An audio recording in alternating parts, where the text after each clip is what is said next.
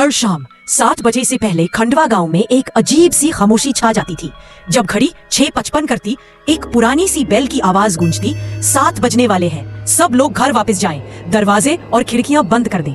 लोग जल्दी से अपने घरों में छुप जाते, बाजार बंद हो जाते, गलियां खाली हो जाती। कोई किसी से बात नहीं करता था, क्योंकि डर सबके चेहरे पर लिखा होता। राणा साहिब, गांव के मुखिया, हर रोज इंश्योर करते कि सब सेफ है। एक दिन उन्होंने भोला से पूछा, सब लोग घर चल, अगर किसी ने उनको देख लिया या उनकी आवाज पे भरोसा कर लिया तो वो कभी वापस नहीं आता। तभी एक आवाज आई, देव, मेरा बेटा। देव ने देखा, वो उसकी माँ थी। मम्मी, आप तो मर गई थी। मैं जिंदा हूँ बेटा, मैं रास्ता भटक गई थी, तुम्हारे पास वापस आई हूँ, मुझे अंदर बुलाओ। देव कंफ्यूज था। आवाज माँ की थी, चेहरा माँ जैसा। दिल भर आया और उसने दरवाजा खोल दिया, लेकिन वहां कोई नहीं था। फिर एक जोरदार नॉक हुआ, लाइट्स ऑफ हो गई और देव के सामने राणा साहिब खड़े थे। उन्होंने कहा, वो तुम्हारी माँ नहीं थी, मैं कह चुका हूँ, 7 के बाद जो आवाज आए उस पे भरोसा मत करना। अगली सुबह राणा साहिब ने देव को एक पुरानी बस के पास ले जाकर सच बताया। इसी जगह तुम्हारी माँ की मौत हुई थी।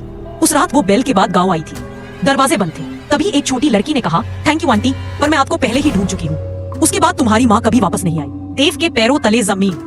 तभी बबान बाबा आए। उन्होंने एक रुद्राक्ष माला दी और कहा, ये माला दरवाजों पर लटका दो, ये इन सायों को रोकता है। जब तक तुम किसी को अंदर नहीं बुलाते वो कुछ नहीं कर सकते। लेकिन रात फिर आई, बेल बजी, खामोशी छा गई। तभी फिर से आवाज आई, देव, मैं वापस आ गई हूँ तुम्हारे लिए। दरवाजे पे हल्की नॉक हुई। देव ने कर्टन्स के पीछे से देखा, माँ जैसी शक्ल, पर बबान बाबा ने रोका, मत खोलना, ये वो नहीं है, ये उनमें से है, और अगर ये अंदर आ गई तो तुम्हारा वापस आना मुश्किल होगा। देव का दिल जोर से धड़क रहा था।